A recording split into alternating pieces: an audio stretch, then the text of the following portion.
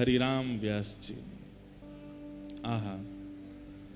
उत्कर्ष तिलक अरुदाम को भक्त इष्ट अति व्यास के, काहू के आराध्य मच्छ कछ नर हरि सूकर, बामन फर साधरन सेतु बंधन जुसैल कर, एकन के यह रीत नेम नवधासों लाए, सुकुल सुमोखन सबुन अच्युत गोत्री जुलड़ाए, नई नौ गुण तोर नूपुर गयो महत सभा मधिरास के, उत्कर्ष तिलक अरुदाम को भक्त इष्ट अति व्यास के। श्री हरिराम व्यास जी के लिए श्री नाभा जी छप्पे कह रहे हैं। क्या कह रहे हैं? उत्कर्ष तिलक अरुदाम को भक्त इष्ट अति व्यास के। बहुत ध्यानपूर्वक सुनिएगा। श्री हरिराम व्यास जी महाराज रसिक त्रिवेणी के तीसरे आचार्य, पहले त्रिवंश महाप्रभु हरिराम व्यास, श्री स्वामी हरदास जी महाराज और श्री हरिराम व्यास जी। आपके लिए श्री नाभा जी कह रहे हैं कि आपकी भक्ति कैसी? सब लोग इधर देखो ध्यान से। उत्कर्ष तिलक अरुदाम के भक्त इष्ट अति व्यास के। अगर किसी के माथे पर उर्दपुंड दिख जाता व्यास जी को तो व्यास जी नतमस्तक हो जाते उसके आगे, भले ही वो व्यक्ति कैसा भी हो। बोले इनके इष्ट हैं ठाकुर जी, लेकिन इनके अति इष्ट कौन हैं? भक्त वैष्णव जन। हरि भक्तों को देखकर के श्री हरिराम व्यास जी इतने प्रसन्न होते, इतने आनंद में भर जाते, इतने झूम उठते कि हरि भक्त परायणता इनके चित्त में। हमारे अष्ट सखा कहते हैं कि ठाकुर जी ने आपको स्वीकार किया, इसका सबसे बड़ा प्रमाण क्या है? जैसी उत्कंठा राधारमण जी को देखने में होती है, जैसी आनंद राधा वल्लभ जी को देखने में होता है, जैसा सुख बिहारी जी को देखने में होता है, वैसा ही सुख किसी भक्त को देखने में हो जाए तो समझो ठाकुर जी ने आपको स्वीकार कर लियो। महाराज होता है। अभी हमारे चित्र बाबा अगर बाहर कोई को मिल जाएं तो जो आपके संकीर्तन सुनते हैं, आपके भाव सुनते हैं, आपको पहचानने वाले तो बड़े उत्सुक, अरे अरे बाबा हम तो आपको सुनो करें, आप हमको दिख गए, चरणन में प्रणाम करेंगे, लौट जाएंगे, दंडवत करेंगे। लेकिन अज्ञानी मतलब अगर कोई अपरिचित मिल जाए तो उसके प्रति हमारी ऐसी रुचि नहीं बनती, उसके तिलक को देख करके, उसके स्वरूप को देख के हमारी भावना नहीं बनती। हमारी एक बात मान लीजिए, आज के बाद तिलक में जो दिख जाए, कंठी में जो दिख जाए, धोती में जो दिख जाए, वैष्णव भेष किसी भी रूप में अगर हो, लेट के प्रणाम मत करो, दंडवत मत करो, दूर से सिर झुका ले करो, हाथ जोड़ ले करो, बस इतना ही करना शुरू कर दो। इसी से ही परिवर्तन आपको अपने भाव में दिखने लगेगा। श्री हरिराम व्यास जी का यह नियम था।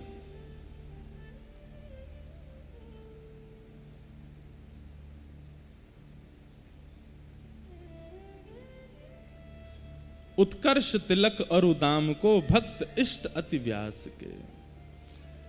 श्री हरिराम व्यास जी की तो स्थिति बाद में सुनना। इनके शिष्य थे मधुकर शाह, ओरछा के राजा।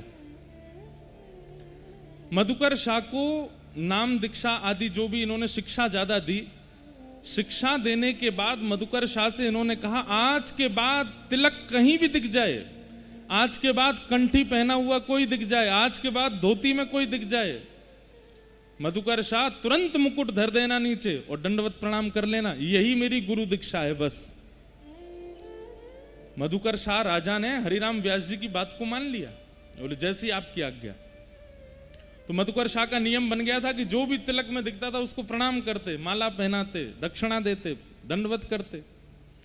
एक बार मनचले लोगों ने गधा को तिलक लगा दिया और गधे को ही कंठी पहना दी और मधुकर शाह के राज्य में छोड़ दिया। अब सब लोग कहें भाई तिलक वालों को प्रणाम करने की आज्ञा हमारे राजा ने दी और राजा को उनके गुरुजी हरिराम व्यास जी ने दिए, पर आज तो तिलक में एक गधा घूम रहा है, क्या करें?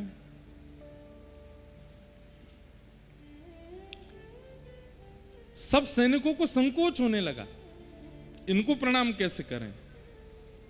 तब किसी ने जाकर के कहा, बोले राजन, आज आपके द्वार पर एक विचित्र भावना प्रकट हुई है। बोले क्या? बोले मानवों को तिलक में बहुत देखा है, लेकिन आज एक पशु तिलक लगा करके आपके द्वार पर है। ये सुनते ही मधुकर शाह जी गए और जाकर के देखा तो गधा कंठी पहने तिलक लगाए घूम रहा था। आपने तुरंत उसके चरणों में प्रणाम किया, माला पहनाई, उसकी बलैयां लेने लगे, आरती करने लगे गधा की। सैनिकों ने कहा, बोले भगवान ये गधा है। मधुकर शाह जी बोले, भैया गधा नहीं है। तो बोले आज तक 2 पैर वाले वैष्णव देखे, आज 4 पैर वाले वैष्णव आए हैं, इनको तो और प्रणाम करो। वैष्णव कृपा परिलक्षित भैया, क्यों आज तक वैष्णवन के 2 ही चरण छूने को अवसर मिलते, आज वैष्णवन ने कृपा करके 4 चरण धारण किए, 4 को छुओ। हरिराम व्यास जी के शिष्य मधुकर शाह जी की ये स्थिति है। हमारी बात मत मानिए, लेकिन हरिराम व्यास जी की बात मान लीजिए कि चाहे कई बार कई पत्र आते हैं मेरे पास में, और पत्रों में कई माताएं, कई भाई लोग ब्रज में आकर के उनके साथ जो उत्पीड़ना हुई उसकी हमसे शिकायत करते हैं। महाराज जी वहाँ फलाने मंदिर में गए, वहाँ गोस्वामी जी ने हमको ऐसे डांट दिया, उन्होंने धक्का दे दिया, या ब्रजवासी कहीं मिल गए, वो हमसे पैसा मांग रहे थे, वो उन्होंने ऐसा व्यवहार किया, आदि आदि जो भी। हमारी एक बात मानिए,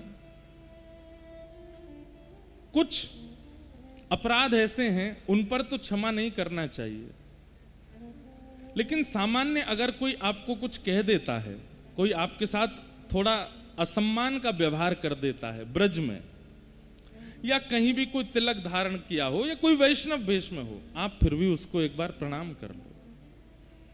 आप फिर भी बिना दोष देखे उसको वंदन कर लीजिए। हरिराम व्यास जी कहते हैं उसके बाद जो फल प्राप्त होगा ना, वो आपको अपने आप अनुभव होगा बाद में, कि आपने इतने गलत व्यवहार करने वाले के अंदर भी वैष्णव भाव रखा, कोई और विचारधारा नहीं रखी। ये हरिराम व्यास जी का नियम। और एक नियम तो मैंने कथा में एक दिन बताया था, क्या? काहू के आराध्य मच्छ कछ नर हरि सूकर, बामन फर साधरण सेतु बंधन जुसेल कर। कोई कच्छप भगवान को मानता है, कोई नृसिंह भगवान को मानता, पर हरिराम व्यास जी सबको मानते थे। ये जिसको भी देखते थे उसमें उन्हीं के आराध्य इष्ट का दर्शन कर ले। कोई क्रोधी दिखता था उसमें परशुराम जी हैं, कोई थोड़ा भयाभय दिखता था तो उसमें नृसिंह भगवान हैं, कोई लोभी दिखता था तो उसमें वामन भगवान हैं, कोई चंचल दिखता था तो उसमें कृष्ण हैं, कोई धीर गंभीर है तो उसमें राम है। ऐसी भावना रखते थे, सब में गुण का दर्शन करते। कौन है हरिराम व्यास जी? भगवान की अष्ट सखियों में दूसरी प्रधान सखी विशाखा। कौन? विशाखा, जो कि विशाखा जी के अवतार हैं।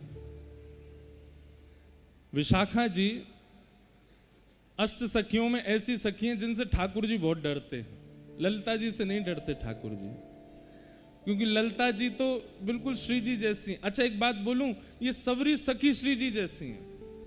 नेक नेक श्रृंगार में अंतर है, बातें पता चले कि ये ललिता जी हैं, ये विशाखा जी हैं, ये इंदुलेखा जी हैं, ये चंपकलता जी हैं, ये सुदेवी जी हैं, आदि आदि सब सखीन को पता, उनके आव भाव और श्रृंगार ते पता चले।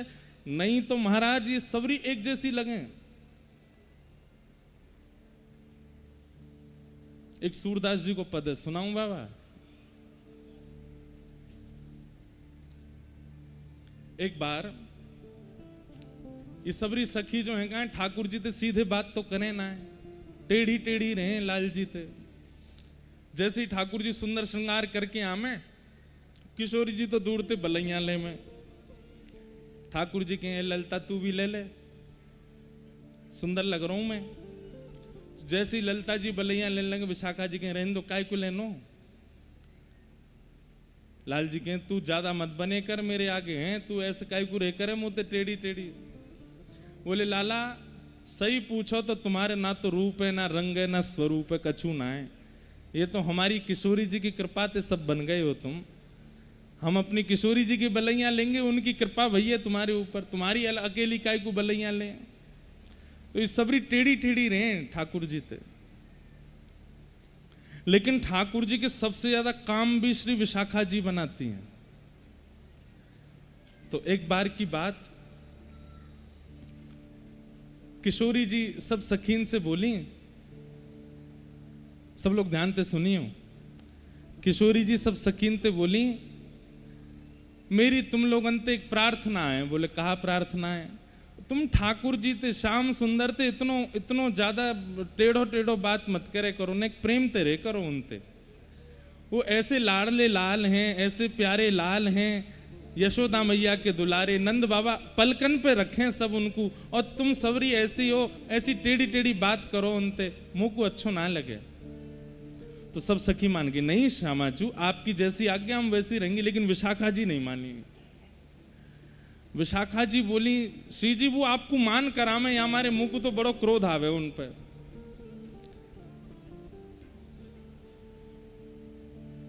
श्री जी बोली तू नहीं जाने वो मुझसे बहुत प्रेम करें। तो विशाखा जी बोली तो श्री जी एक काम करें। बोले कहा? बोले एक बार उनकी परीक्षा ले लें कि वो आपसे कितना प्रेम करें। तो लाडली जी बोली कर ले। बोले कहा करना पड़ेगा? बोले एक दिना जब निकुंज में श्याम सुंदर आएंगे, हम सबरी एक ही श्रृंगार में होंगी, एक सी चुनरी, एक से दुपट्टा, एक सौ श्रृंगार, एक सी बिंदी, एक सी नतवेसर, एक सी कुंडल, एक सी पत्रावली, कछु भी इधर उधर नहीं होगा, एक जैसो सब कछु। और फिर श्याम सुंदर तो कहेंगे बताओ इनमें तो किशोरी जी कौन सी है? किशोरी जी बोली वो पहचान जाएंगे। बोले मैं यही तो देखना हूं पहचानेंगे कि नहीं, करके देखो। इतना सुंदर पद है श्री सूरदास जी को। अब महाराज सबन ने श्रृंगार कियो, विशाखा जी सबको श्रृंगार लेके आई हैं, नीले नीले वस्त्र पहने हैं सबन ने, गुलाबी घेरा पहने हैं, एक जैसी बिंदी, एक जैसे कुंडल, एक जैसी नतबेसर, एक जैसो काजल, सब कुछ एक जैसो। और वास्तव में ये स्थिति है गई, जैसे ही श्रृंगार करके आठों सखी और किशोरी जी जैसे ही निकुंज में आई, तो आपस में सखी नहीं पहचान पा रही है, इनमें तो ललिता कौन सी है, इनमें तो विशाखा कौन सी, इनमें तो किशोरी जी कौन सी है, इनमें तो इंदुलेखा कौन सी है। आपस में सबरी एक दूसरे से जाके अरे ने मुझे तो बता दो तुम कौन सी हो।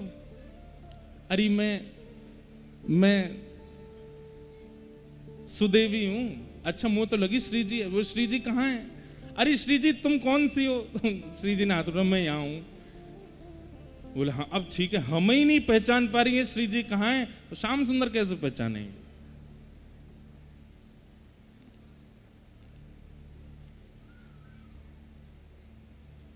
सबने हाथ पाम जोड़े, श्री जी से प्रार्थना करी, हे श्यामाजू हमारी एक बात मान लियो, इतकू देखो भैया, भाई लोगों सबरे इतकू देखो। लोग तो आते जाते रहेंगे, कहा करना है, 2 घंटा की बात है। सब सखीन ने किशोरी जी के पाम परे, बोले हे श्यामाजू आपसे हमारी एक ही प्रार्थना। बोले कहा? आप इतनी भोरी हो, इतनी सीधी हो, श्याम सुंदर आपको दूसरे नामंत पुकारेंगे और आप तुरंत बोल पड़ोगी हाँ मैं यहां हूं। तो आपसे हमारी प्रार्थना बोलियो मत, सौगंध है हमारी। हे कृष्ण मनोहारिणी, एक बार अगर वो कह देंगे सो ही आप कहोगी हाँ श्याम सुंदर बोलो, चुप रहियो, बिल्कुल बोलनो नहीं है एक शब्द भी। और वो कितनी भी मधुर लीला करें, ज्यादा प्रसन्न होना नहीं है, क्योंकि प्रसन्नता मुख पे आवे, नेत्रन में प्रेमाश्रु आ जाएं, वासु पता चल जाए कि किशोरी जी हैं। ठाकुर जी की लीला देख के किशोरी जी के प्रेमाश्रु छलक पड़े।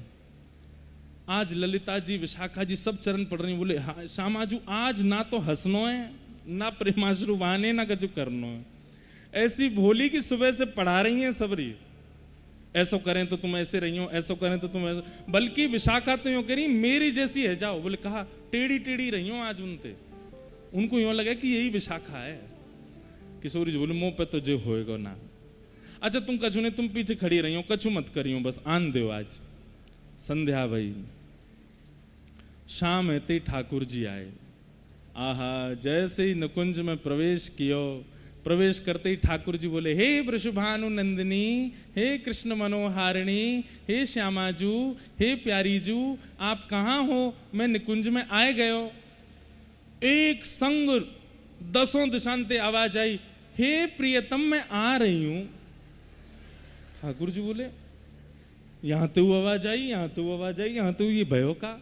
और एक संग सबरे निकुंजन में ते एक साथ श्री जी प्रकट है गए। ठाकुर जी कहें, अरे श्री जी इतने पीछे, हाँ श्याम सुंदर है, यहूं श्री जी, यहूं श्री जी, यहूं श्री जी, और चारों तरफ 9 श्री जी खड़ी हैं एक साथ। ठाकुर जी बोले, भैया जे का बवाल है? हे श्यामाजू आप कौन सी हो?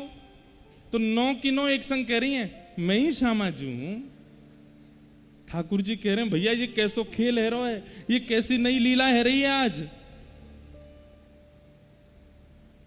आहा, सूरदास जी बहुत सुंदर वर्णन कर रहे हैं भाव को।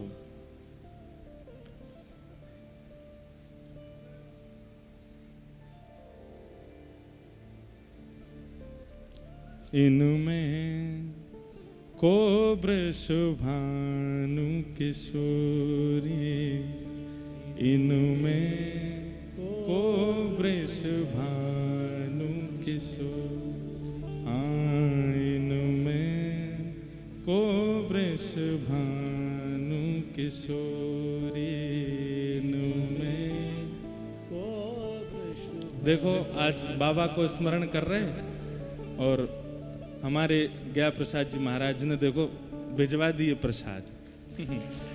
हमारे बाबा के यहाँ से ही देखो माला जी आई हैं, प्रसाद आए हैं। जय हो लाला के बाबा की, बाबा के लाला की, लाला बाबा दोनों की जय हो।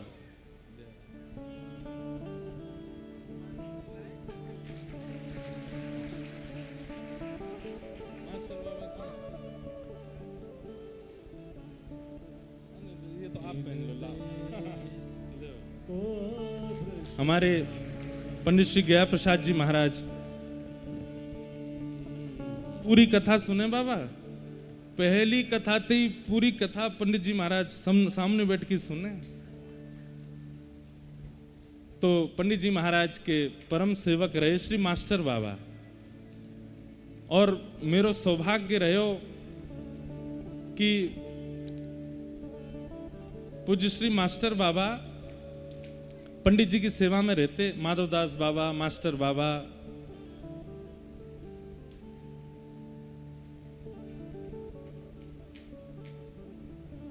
तो मास्टर बाबा को उनके विश्राम मतलब उनके भगवत धाम गमन से पहले कथा सुनाने को अवसर मिलो मुझे। तो उन्हीं के यहाँ से पूज्य पंडित जी महाराज, पूज्य मास्टर बाबा के भाव सोमाला आई है। सवन को आचार्य चरण को प्रणाम करें, बाबान को प्रणाम। हमारे गिरिराज जी में भी ऐसे गुप्त गुप्त महापुरुष रहे, आज भी हैं। पता नहीं बताऊंगा, नहीं तो आप हल्ला करोगे वहां जाके। एक पूज्य श्री माधवदास बाबा हैं, आज भी विराज रहे हैं। ऐसो प्रेम करें, ऐसो स्नेह करें, ऐसे ब्रजवासी के हितैषी। कल बाबा के यहाँ से आयो समाचार कि लाला मिलवे आजा, तो मैं जाऊंगा कथा पूरी करके। एक समय ही मिलते हैं, अब तो पता नहीं बहुत समय से गयो नहीं मैं। उनको एक ही समय पूरे दिन भर में उसी समय मिलते हैं। और कोई ब्रजवासी चलो जाए ना तो वाके तो पाम छूमे और वाके सामने भक्तमाल जी खोलते हैं, भागवत जी खोलते हैं, बोले यहाँ में कछु पढ़ के सुनाए दो हमें। सबसे सुनते हैं, ऐसे अद्भुत महापुरुष। मास्टर बाबा का भी खूब संग किया। मास्टर बाबा को खूब हम बालपन में हमारे नाना जी पकड़ के ले जाते संतन के पास। स्कूल से आयो नहीं कि स्कूल ते आती हमारे नाना जी हमको लेके जाते संतन के पास, और रास्ता भर पद याद कराते मुँह को। आज वो बाबा के पास जा रहे हैं, उनको ये पद सुना दियो। और ऐसे ऐसे महापुरुष जो कुटियान में रहे में, भीतर छुपके रहे में, उनके पास नाना जी ले जाते और कहते बाबा जे मेरो देव तो है, या तेने कछु सुन लियो। तो हम ऐसे तैयारी करके जाते जैसे कोई मंच पे गाना है। मैं बिल्कुल खड़े है के सामने गलो वलो बिल्कुल ठीक करके फिर गातो, संतन को सुनातो। नाना जी की बड़ी कृपा रही हम पे। नाना जी हमको यहाँ सब संतन के पास लेके गए, तो लीला में चलो भैया। ठाकुर जी बेचारे परेशान खड़े, हम कहीं और पहुंच गए। तो सब सहचरी आज किशोरी जी बनी आई। सूरदास जी कह रहे हैं, इनमें को वृष भानु किशोरी, इनमें को वृष श्याम बताए दो आपने कर सो, श्याम बताए दो आपने कर सो, बालापन की जोड़ी, हाँ बालापन की। इतने में ही वो सहचरीन में से एक कह रही है, आज श्याम सुंदर आपके प्रेम की परीक्षा है। बोले कहा, तुम बहुत कहो कि भैया तुम्हारी बचपन की जोड़ी है किशोरी जी के संग। ठाकुर बोले बचपन की नहीं, जन्म जन्मन की। बोले हाँ हाँ जन्म जन्मन की जोड़ी है, तो हम में तो किशोरी जी कौन सी है बताओ। तुम उंगली धर के बता दो कि हम में तो किशोरी जी कौन सी। श्याम बताए दो अपने कर, बालापन की जोड़ी, हाँ बालापन की जोड़ी। इनमें को वृष भानु किशोरी, इनमें को वृष। अब तो ठाकुर जी ऐसी विडंबना में फंस गए, कहाँ जाऊं। सब एक अच्छा ठाकुर जी जाने तो हैं किशोरी जी कौन सी हैं, पर अब सखीन ने इतनी योजना बनाई है, व्यवस्था करी है, तो उन्हें किया में सुख तो होए। अब किशोरी सब सखी चाह रही हैं कि ठाकुर जी ने ढूंढे, पतो करें, बता में, तो ठाकुर जी भी ढूंढ रहे हैं। एक एक सखी के पास जाके, श्री जी देखो वंशी आज ते आपकी है जाएगी, तुम ही हो ना। मैं तो विशाखा हूं। ठाकुर जी कहें विशाखा? बोले हाँ। तो बताइए कौन सी वारी गाड़ी दे, तो मैं समझूंगा तो विशाखा। तो बोल दे ये गाड़ी दूं। बोले हम भाई जे तो विशाखा, ये जे गाड़ी विशाखा ही दे मोह। फिर दूसरे के पास जाए तो तुम्हारे पाम परूं भैया, तुम्हारे हाथ जोड़ूं, आज के बाद कभी ऐसा कोई काम नहीं करूंगा जैसे आपको मान होए। आप बताए तो आप ही किशोरी जी हो ना, मैं तो ललिता हूं। ये विशाखा है कि ये ललिता, तुम दोनों बाहर रह जाओ। अब बची ये, अब इनमें ढूंढूंगा, 7 बच्ची हैं। तुम हो ना किशोरी जी। इतने में ही जो बाहर निकाल दी उनमें तो बोले मैं हूं किशोरी। ठाकुर जी कहे मैं कहाँ जाऊं आज, मेरे तो भैया सही में इन लोगों ने बड़ो बवाल कियो आज। आहा, इतने में ठाकुर जी बहुत देर तक तो ढूंढते रहे, ढूंढते ढूंढते जब सखीन को बड़ा आनंद आने लगा। बोले देखो किशोरी जी ये नहीं पहचान पा रहे आपको, हे श्यामाजू ये नहीं पहचान पा रहे आपको। जब बहुत देर रह गई, खूब देर आनंद है गया, ठाकुर जी बोले अब नेक अपनी चतुराई करनी पड़ेगी मुंह को। ठाकुर जी बोले सुनो। बोले हाँ। मुंह को किशोरी जी मिल गई। बोले कौन सी हैं? बोले ऐसे नहीं बताऊंगा, सबरी सामने आओ मेरे। सबरी सखी सामने खड़ी है गई। ठाकुर जी सिंहासन पर बैठ गए। बोले बताऊं कौन सी हैं? बोले बताओ। बोले वह थाड़ी, हाँ वह थाड़ी युवतिन में श्यामा, वह ठाड़ी युवतिन में नील बसन तन गोरी, नील बसन तन गोरी। सबरी सामने खड़ी करके बोल रहे देख वो खड़ी। कौन सी? बोले जाने नीले वस्त्र पहने, तन गोरो गोरो है। अब सबन ने नीले वस्त्र पहने, सबन के तन गोरे हैं। सब कह रहे हैं लाला यहां तो सबन के वस्त्र एक जैसे, सब गोरे हैं, तुम बताओ ना किशोरी जी कौन सी हैं। तब ठाकुर जी कहते हैं बता दूं कौन सी हैं? बोले बताओ। बोले वो जो खड़ी कहां है? बोले कौन सी? बालापन में इन्हीं सिखायो, बालापन में इन्हीं सिखायो, छल बल बहुविधि चोरी, हाँ छल बल बहुविधि चोरी। देखो वो ठाड़ी, वो ठाड़ी, वो ठाड़ी, पीछे ठाड़ी है। बोले कौन सी? बोले वही जिनने बचपन में मुंह को चोरी करना सिखायो, ये वही है। जिनने मुझको छल करनो सिखायो, कपट करनो सिखायो, चोरी करनी सिखाई, विराजो। पहले विराज जाओ तभी सुनाऊंगा आगे।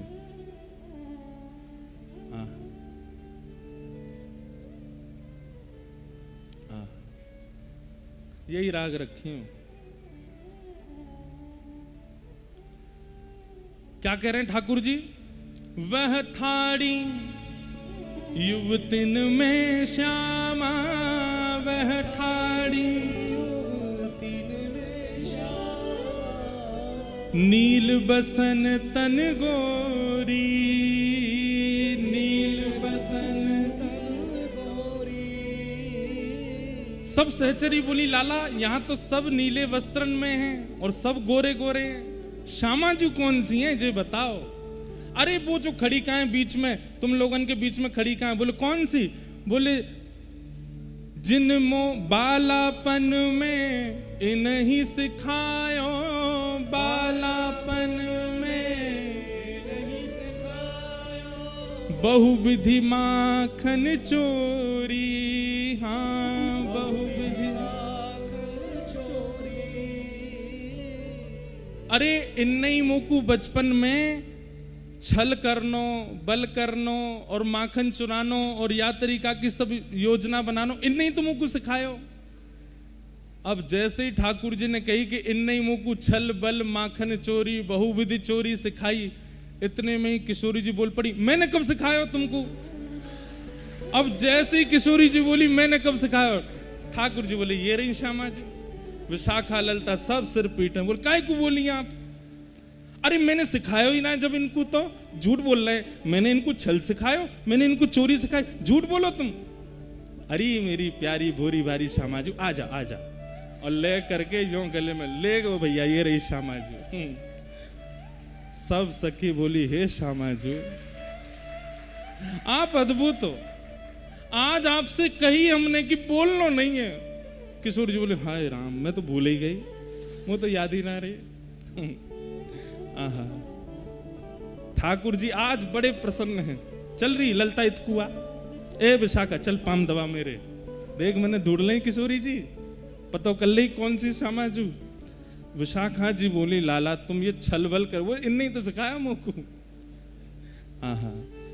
को वृषभानु किशोरी इन में, को वृषभानु किशोरी, इनके गुण की ग्रथित माल में, इनके गुण की ग्रथित माल में। ठाकुर जी किशोरी जी की प्रसादी माला पहनते हैं, पता है क्यों? हमारे निकुंज में नियम है कि पहले ये आप सब भी करे करो घर पे, अगर युगल सरकार हैं तो पहले माला किशोरी जी को धराओ और किशोरी जी की प्रसादी माला ठाकुर जी को धराओ। क्यों? ठाकुर जी कह रहे हैं क्योंकि जैसे ही माला किशोरी जी धारण करके मुँह पहना, मैं माला नहीं पहनूं, ये पुष्पन की माला नहीं, किशोरी जी के भोलेपन के जो गुण है ना इनके अंदर, वाकी माला पहनूं मैं। ये इतनी सीधी हैं, इतनी भोरी हैं, इतनी सरल हैं, इतनी सहज हैं, वाकी माला धारण करूं मैं। इनके गुण की ग्रथित माल में, इनके गुण की ग्रथित माल में, आजहु उरते न छोरी, आजहु उरते न छोरी, को वृषभानु किशोरी में, को वृषभानु। सूरदास प्रभु तिहारे मिलन को, सूरदास प्रभु तिहारे मिलन को, सूरदास प्रभु तिहारे मिलन को, सूरदास प्रभु तिहारे मिलन को। जैसे पाट की डोरी, जैसे पाट की डोरी, को वृषभानु किशोरी में, को वृषभानु लेकिन किशोरी जी को सुख है। भले ही उस योजना में किशोरी जी सब सखियों के साथ हैं, पर ठाकुर जी ने उनको ढूंढ लिया। इससे सबसे ज्यादा प्रसन्न किशोरी जी, सबसे ज्यादा उनको प्रसन्नता है। और आज सब ललिता विशाखा सबसे कह रही हैं, देखिए तुम वैसे पीछे पड़ी रहो इनके, देखिए पहचान गए ना मुंह को। बोले रहने दो, वो तो ना पहचानने, ये तो आप है, ये भोरी भारी नेक में बोल। आप तो मना करी हमने, श्री जी अगर आप नहीं बोलती, नहीं कछु करती, तो मजाल का जो ये नंद को छोरा पहचान पातो आपको। 2-4 दिना निकाल देते हम लोग। अरे श्री जी काउ दिना अगर मैं हूं श्री जी बन के चली जाऊंगी ना, तो ये मोकू श्री जी मान करके मेरे संग में विहार करेंगे, रमण करेंगे, रास करेंगे। श्री जी बोली ना ना ऐसो ना है, हमारे श्याम सुंदर जाने मेरो स्वभाव कैसो, गुण कैसो, वो तो जाने। किशोरी जी इतनी भोली हमारी, इतनी सरल है, इतनी सहज। हाँ,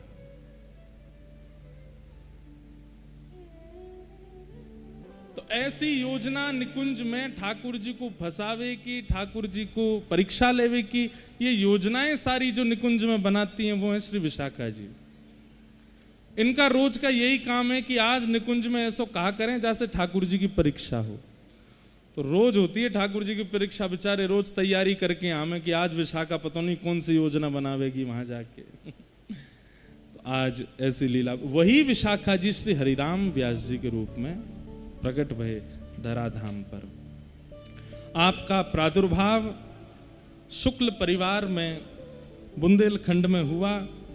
आपके पूज्य पिताजी महाराज श्री सुमुखन जी शुक्ल, उनके यहाँ आपका जन्म हुआ। बाल्यकाल में ही आपको सरस्वती सिद्ध हो गई और सरस्वती मंत्र की ऐसी उपासना की कि सरस्वती जी ने स्वयं प्रकट होकर के आपको सिद्धि प्रदान कर दी। ये जिस ग्रंथ को एक बार देख लेते थे तो वो कंठस्थ हो जाता था। साक्षात वाणी पर सरस्वती जी विराजमान हो गई। अच्छा, एक बात तो सिद्ध हो गई आचार्यों के चरित्र से कि अगर कई बार वृंदावन से बाहर भी जन्म होता है तो इसका मतलब ये नहीं है कि ब्रज की कृपा नहीं है। कई आचार्य चरण वृंदावन से बाहर जन्मे, लेकिन वृंदावन की उपासना जब वृंदावन आए तो ऐसी प्रबल रूप से उनके चित्त में विराजमान हुई कि उन्होंने ब्रजवासियों में ब्रज में जन्म लेने से वाले से पहले भगवत प्राप्ति कर ली। इसलिए बाहर जन्म लेने वाले इतना ज्यादा अपने आप को कोसा ना करें कि हम बाहर क्यों जन्मे। और कई बार ब्रज में जन्म लेने वाले बेचारे बाहर वाले इनको इतना ज्यादा उत्पीड़न ना दिया करें, तुम तो बाहर जन्मे हो, तुम तो बाहर के हो, हमें ब्रजवासी नहीं। तन ब्रज में रहे वो ब्रजवासी नहीं, जाके मन में ब्रज रहे वो ब्रजवासी। जाके मन में ब्रज वृंदावन रहे, जाके चित्त में सदा प्रियालाल रमण करें वो ब्रजवासी। तन तो बहुत तन को रह रहे हो ब्रज में। एक बात कहूं, बुरा मत मानियो, तनते तो कंस भी रहते हो ब्रज में। तनते तो कंस भी ब्रज में ही रह रहे हो, लेकिन मन में ब्रज ना हो। लेकिन वंशीयली जी जन्मे दिल्ली में, लेकिन मन में ब्रज रह रहो। ऐसे श्री हरिराम व्यास आप प्रकट हुए श्री विशाखा जी के अवतार। बाल्यकाल में ही इतने तेजस्वी और इतने विद्वान हो गए कि इन्होंने अपनी विद्वत्ता से पूरे भारत के विद्वानों पर विजय कर ली। आप जाते थे और जगह जगह के विद्वानों को चुनौती देते कि हमसे शास्त्रार्थ करो। शास्त्रार्थ में सबको हरा देते, सबसे विजय प्राप्त करके विजय पत्र लेते और इनकी बैलगाड़ी थी उस पर विजय पत्र चिपका करके चलते थे। जैसे आजकल लोग अपनी पहचान गाड़ी पे लगा के चलते हैं, कौन है, एमएलए हैं, मंत्री हैं, ये हैं, वो हैं। आजकल तो संत महापुरुष भी अपनी पहचान लगा करके चलते हैं, ये हम वो हैं। ऐसे ही हरिराम व्यास जी बैलगाड़ी पे अपनी पहचान लगा के चलते, जहां जहां विद्वानों को हराते उनसे विजय पत्र लिखवा के अपनी बैलगाड़ी पे लगा देते। उनकी बैलगाड़ी में लकड़ी कम दिखाई देती, विजय पत्र ज्यादा दिखाई देते, और सब गांव के शहरों के लोग जय हो। कौन है? हरिराम व्यास। सब जगह दिग्विजय करने के बाद हरिराम व्यास जी से एक स्थान छूटा था, उसका नाम था काशी।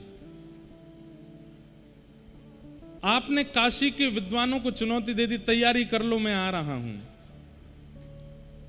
और आप सबसे शास्त्रार्थ करूंगा। काशी के विद्वान बोले, भाई विद्वान से शास्त्रार्थ किया जा सकता है, तर्क देने वाले से बात की जा सकती है, लेकिन कुतर्की से जीता नहीं जा सकता। कुतर्की किसको कहते हैं जानते हैं? जो यहां से या यहां से अपनी बात को सिद्ध करता है उसको कहते हैं कुतर्की। तार्किक व्यक्ति से तर्क किया जा सकता है, लेकिन कुतर्की व्यक्ति से कुछ नहीं किया जा सकता। हरिराम व्यास जी में विद्वत्ता तो थी, साथ में कुतर्क और था। अगर आप अपनी बात सिद्ध करोगे ऐसा नहीं ऐसा है, तो हरिराम व्यास जी अपनी बात को सिद्ध करने के लिए किसी भी स्तर पर चले जाएंगे। ऐसे कुतर्की, उनसे हारना ही पड़ता था सबको।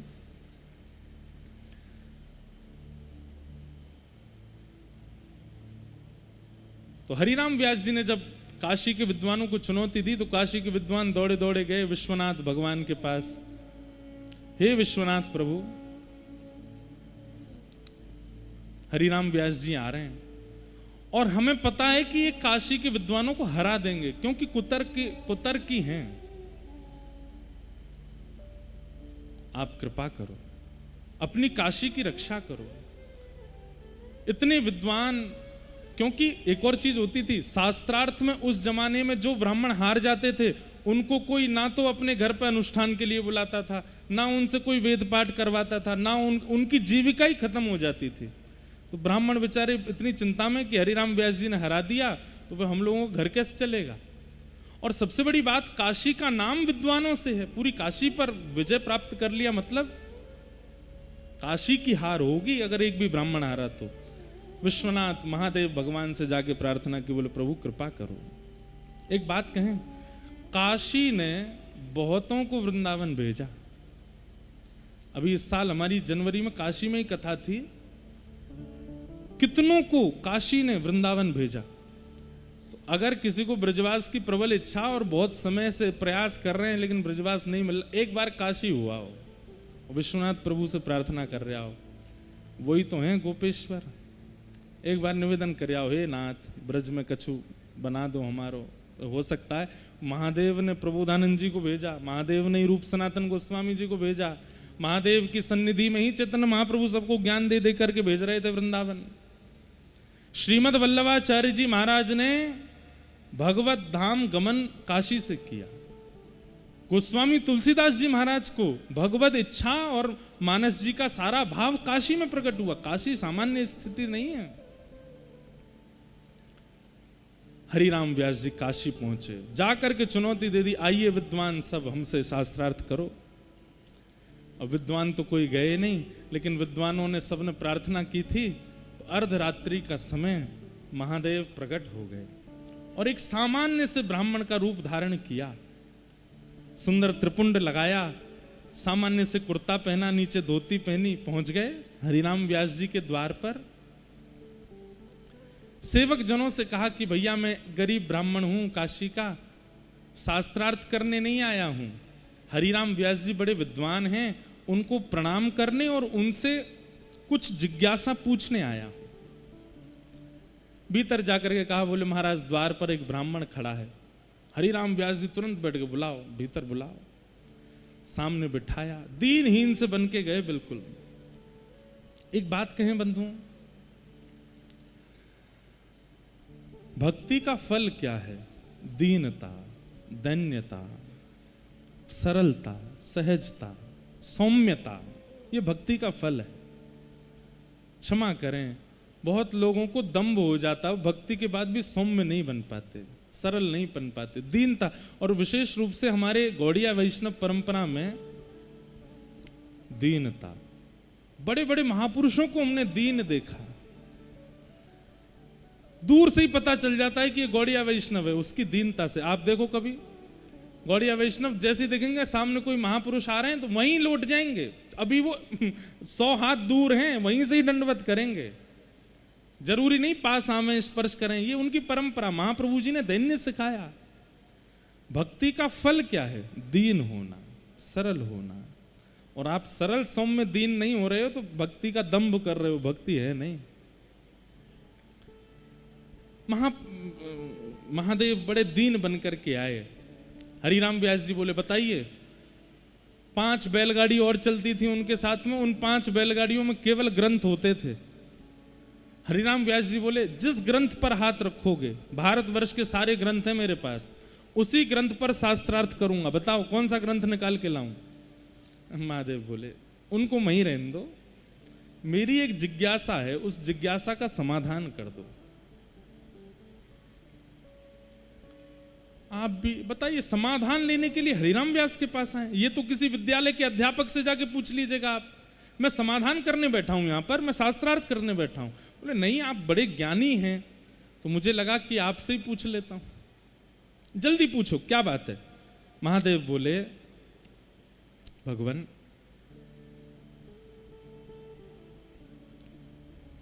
विद्या का फल क्या है? आपने उत्तर दिया विवेक। विवेक मतलब सही और गलत की पहचान, इसे विवेक कहते हैं। बोले विद्या का फल क्या है? बोले विवेक की प्राप्ति। और विवेक का मतलब क्या होता है? बोले सही और गलत की पहचान। महादेव बोले क्या आपको विवेक हो गया? हरिराम व्यास जी बोले मतलब? बोले मतलब आप विद्वान क्यों बने थे, आपने इतने शास्त्रों को कंठस्थ क्यों किया था, उसके पीछे उद्देश्य क्या था? हरिराम व्यास जी कुछ नहीं बोले। बोले उद्देश्य था। महादेव बोले मैं बताऊं? ब्राह्मणों को हराना, उनके हृदय को पीड़ा पहुंचाना, उनके घर बार से सारी रोटी कपड़े को बंद करवा देना, उनकी दक्षिणाओं की आमदनी बंद करवा देना। आप इसलिए विद्वान बने हैं। दक्षिण से लेकर के उत्तर तक कितने ब्राह्मणों के घर उजाड़ दिया आपने अपनी विद्वत्ता से। आप जाते हैं और जाकर के उस ब्राह्मण को शास्त्रार्थ में हरा, और इतना ही नहीं, उसे हरा करके उसी से आप पत्र लिखवाते हैं कि मैं हरिराम व्यास जी से हार गया, और बेचारे की रोटी पानी बंद हो जाती है पूरी दुनिया में। यही आपका विवेक है। और क्षमा कीजिए, अगर भगवान ना करे आपकी 100 वर्ष की उम्र अगर हो गई, तो पूरे भारत में तो किसी विद्वान को आप छोड़ोगे ही नहीं, सबके घर की आजीविका बंद करा दोगे। क्या यही आपका विवेक है? सुन करके हरिराम व्यास जी घबरा गए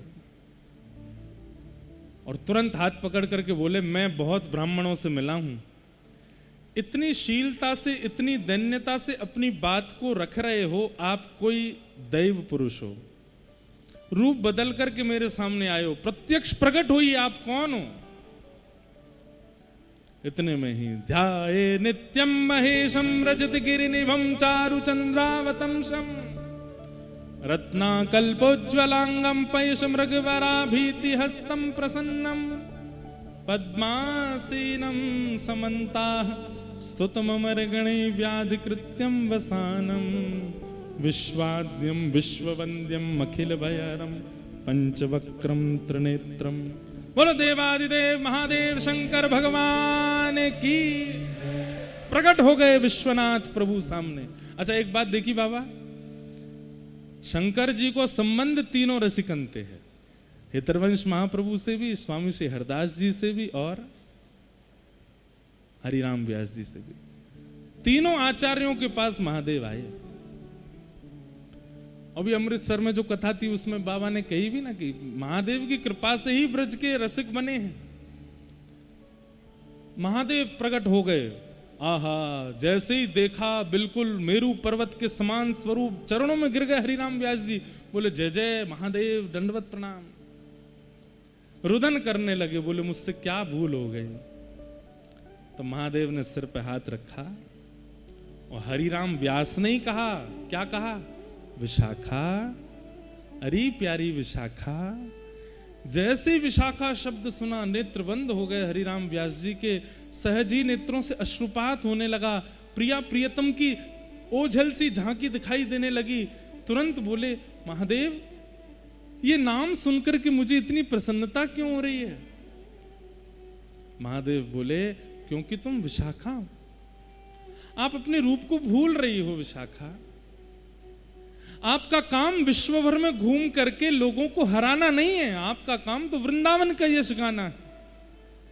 आप विशाखा हो, वृंदावन महिमा गाने के लिए आई हो धराधाम पर, अब देरी मत करो, वृंदावन प्रस्थान करो। हरिराम व्यास जी व्याकुल हो गए, उसी समय निकल पड़े काशी से, और वृंदावन नहीं गए सीधे, बहुत ध्यान से सुनना, वृंदावन नहीं गए, ओरछा गए, और ओरछा में जाकर के बेतवा नदी के तट पर बैठ करके प्रतीक्षा कर रहे हैं कि एक बुलावा आ गया, एक और आ जाए, एक बुलावा और यदि मुझे व्रज का आ गया तो मैं समझ जाऊंगा कि मुझे व्रज जाना चाहिए। और मानो जैसे हरिराम व्यास जी स्वयं को दंड दे रहे हैं कि मैंने इतने वर्ष तक वृंदावन से वंचित रहा, अपने आप को दंडित कर रहे हैं, सीधे वृंदावन नहीं गए, ओरछा गए।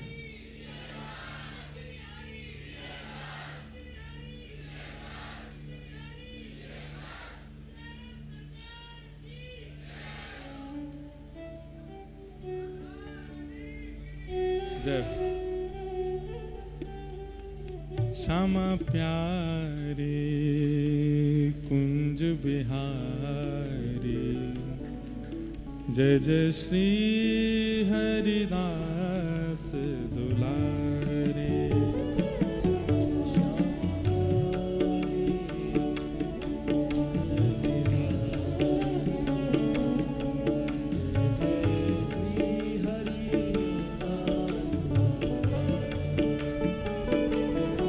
श्यामा प्यारे कुंज बिहारी, जय जय श्री हरिदास दुलारे।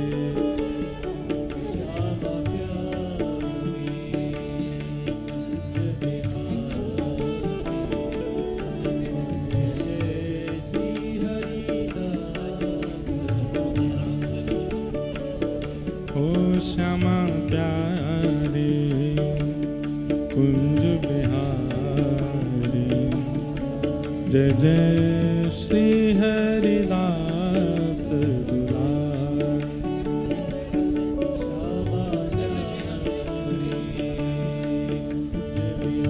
श्यामा प्यारे कुंज बिहारी, जय जय श्री हरिदास दुलारे। ओ श्यामा प्यारी कुंज बिहारी, जय जय श्री हरिदास दुलारी।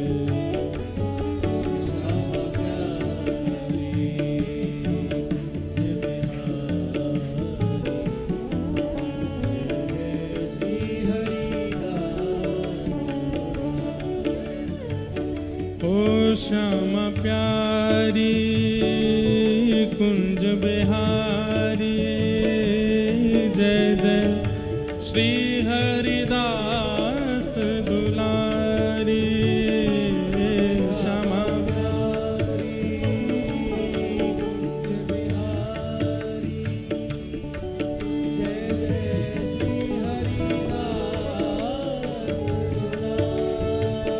ओ श्यामा प्यारी कुंज बिहारी, जय जय श्री हरिदास दुलारी।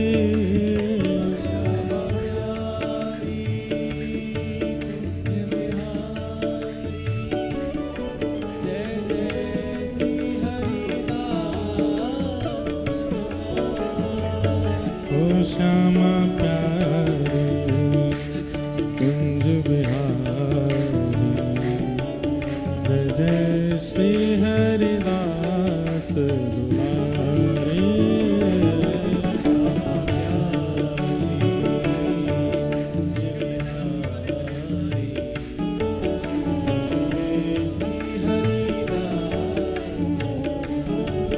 ओ श्यामा प्यारे कुंज बिहारी, जय जय श्री हरिदास दुलारे।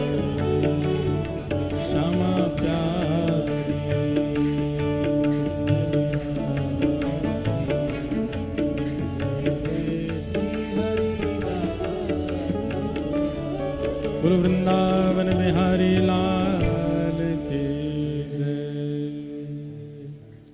ऐसे हमारे परम पूजनीय प्रातः स्मरणीय जिनकी कृपा दृष्टि से उत्सव खूब आनंद में भयो है, ऐसे हमारे पूज्य श्री गोरीलाल कुंज वाले पूज्य महाराज श्री को बारंबार प्रणाम, बारंबार वंदन। आपकी कृपा दृष्टि और छत्र छाया ते बाबा के मनोरथ को ये सुंदर उत्सव या बार खूब आनंद सो मनो है, सबको खूब सुख मिलो है। आज कृपा करके हम सबके मध्य में श्री जटेरी धाम से भी पूज्य महाराज जी पधारे हैं। आपको भी बारंबार वंदन है, बारंबार प्रणाम है। गत वर्ष भी पूज्य महाराज जी को आगमन भयो और सुंदर कथा के मध्य में वीणा को श्रवण भयो, सबन को खूब आनंद भयो। ऐसे पूज्य महाराज जी पधारे, सब संत वृंद मंच पर विराजमान, उपस्थित सब ब्रजवासी गण, सबको जय श्री कृष्ण।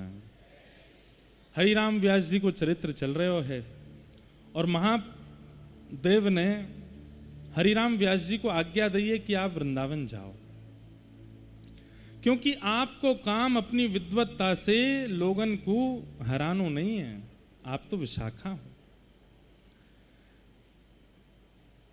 बाबा बहुत ऊंची बात है कि महादेव की आज्ञा के बाद भी हरिराम व्यास जी सीधे वृंदावन नहीं गए, पहले ओरछा गए। क्यों? इसके पीछे दो कारण हैं। पहला कारण तो ये है कि हरिराम व्यास जी मन में विचार कर रहे हैं कि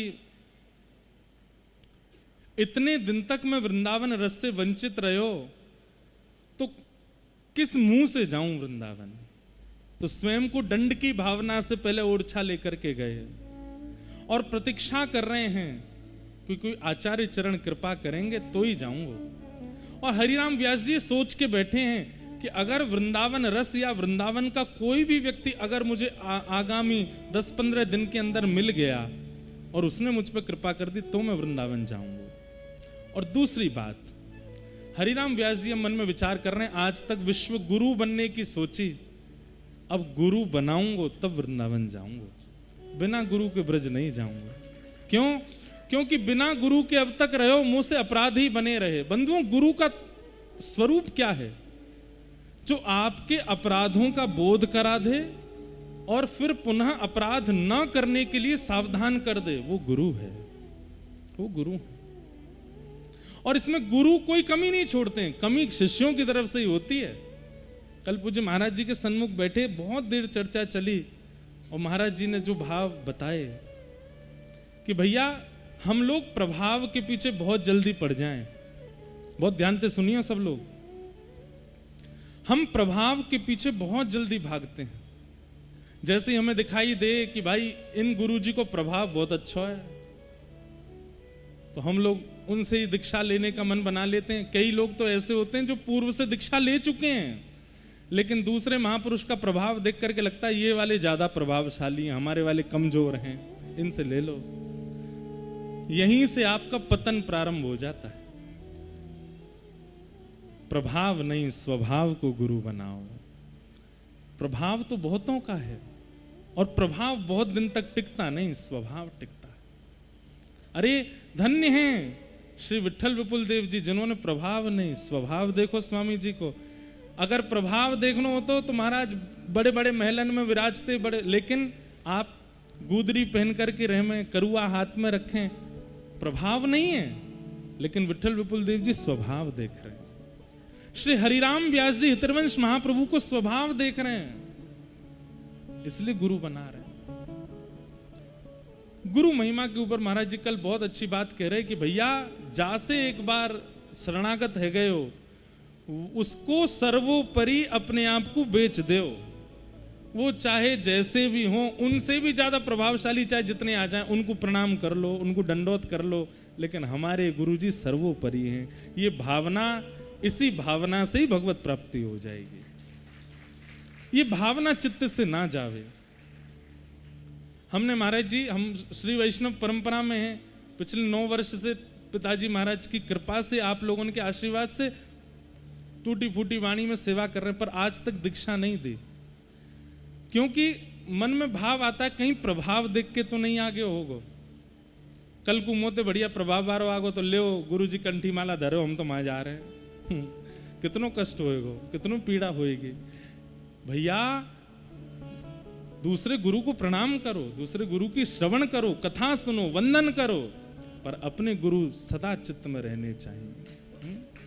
अपने गुरु, भैया दूसरे की माता जी मिले तो हम प्रणाम करें, दूसरे के पिताजी मिले तो प्रणाम करें, उनकी सेवा भी करें, उनको पूछें भी हैं, लेकिन अपने माता पिता तो अपने ही रहेंगे ना। ऐसे गुरुदेव यदि अचल रूप से और पूर्ण विश्वास के रूप से चित्त पर विराजमान है तो भगवत प्राप्ति केवल इस नियम से हो जाएगी कि आप अपने गुरु के प्रति सर्वोपरि निष्ठा रखो, अपने गुरु को सर्वस्व मानो। तो श्री हरिराम व्यास जी मन में विचार कर रहे हैं कि मैं अपराधी हूं और जब तक गुरु नहीं मिलेंगे तब तक वृंदावन नहीं जाऊंगा। और तभी उन पर कृपा हो गई। एक दिन बेतवा नदी के तट पर भोर में ही श्री नवलदास जी हितरवंश महाप्रभु के अनुयायी बैठ करके भोर का राग गा रहे थे, सुबह सुबह का राग गा रहे हैं। आहा, आज अति राजत दंपति भोर, आज अति राजत दम। सब लोग पीछे दोहराओ। सुरत रंग के रस में भीने, सुरत रंग के रस में भीने। कौन? नागर नवल किशोर, नागरी नवल किशोर, आज अति राजत दंपति भोर, आज अति राजत दंपति भोर। अब ये पद नवलदास जी गा रहे हैं बेतवा के तट पर बैठ के ओरछा में, और वहीं पास में ही श्री हरिराम व्यास जी जैसे मानो इतने दिन जब से महादेव मिले हैं तब से बड़े व्याकुल हैं, और उनके व्याकुल चित्त को मानो किसी ने प्यासे चित्त को जल जैसा पिला दिया हो। कानों में ऐसा लग रहा है मानो जैसे जो गोपियां कहती हैं, तब कथामृतम तप्त जीवनम कवि भीड़ितम कल्मषापहम, श्रवण मंगलम श्रीमदाततम भुवि गृह्णन्ति ते भूरिदा जना। एक बात सुनिएगा, कथा सुनकर के आपको अपने अवगुण सुधारने की इच्छा हो रही है, अच्छी बात है। कथा सुनकर के अपने जीवन में नियम बनाने की इच्छा हो रही, अच्छी बात, लेकिन कथा सुनते ही नेत्र सजल हो जाए और व्याकुलता हो जाए कि चलो वृंदावन, तो समझियो कि कथा नहीं, कृष्ण की वेणु ही बजी है और बुला रही है आपको। ये सामान्य शब्द हैं, भोर का राग, भोर का पद गाया जा रहा है, लेकिन हरिराम व्यास जी को ऐसा लग रहा है मानो जीवन में वेद वेदांत सिद्धांत सब पढ़ लिए मैंने, लेकिन इतना सुख मुझे कभी नहीं मिला। ये दो शब्द जो मुझे सुख दे रहे हैं। व्यास जी महाराज धीमे से स्वर सुनते सुनते गए, नवलदास जी के पास जाकर के बैठ गए। आहा,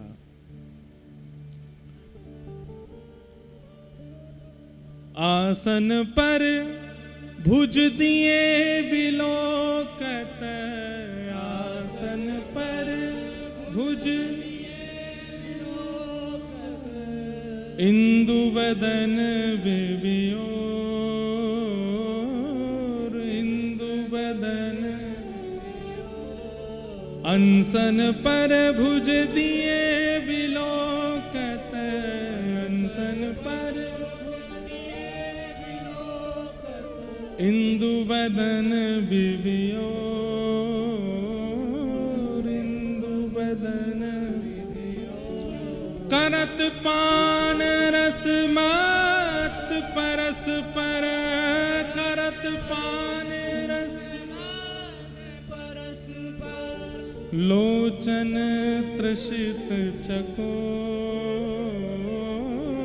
लोचन त्रसित आज अति राजत दंपति भोर, आज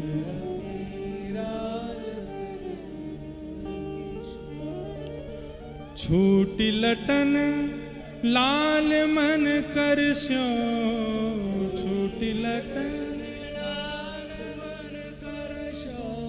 ये या के चित चो,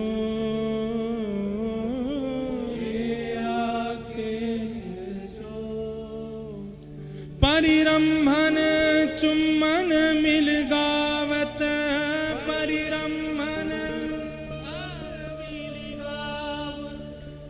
सुर मंदर कल घो, सुर मंदर कल घो, आज अति राजत दंपति भोर, आज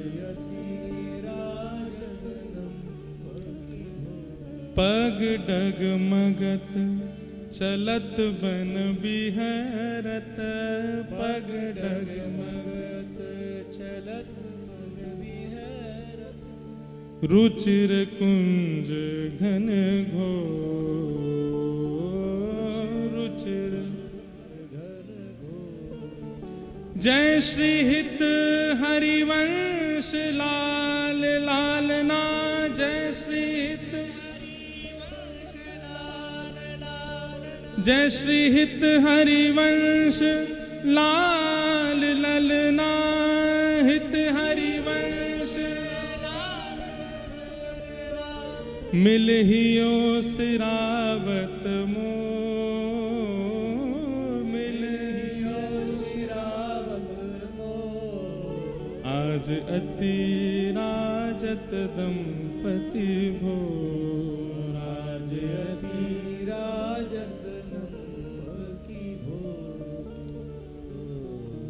नवलदास जी गा रहे हैं और वहीं समीप बैठे हुए श्री हरिराम व्यास जी के नेत्रों से आज अश्रुपूरित हो रहा है। एक बात कहें बंधुओं, अश्रु सबसे बहुमूल्य वस्तु है मानव के पास, सबके लिए प्रकट नहीं होते हैं। जिसके लिए चित्त में अगाध प्रेम हो या जिससे अगाध संबंध हो उसी के लिए अश्रु प्रकट होता है। हरिराम व्यास जी के नेत्रों में अश्रु और अत्यंत ज्ञान हो जाने के बाद, अत्यंत विद्वान हो जाने के बाद अश्रु प्रकट नहीं होते हैं, लेकिन व्यास जी के नेत्रों से सहज ही अश्रु प्रकट हो रहे हैं। नवलदास जी के चरण पकड़ लिए, बोले भगवान ये किनका भाव आपने गाया, ये कौन गा रहे हैं?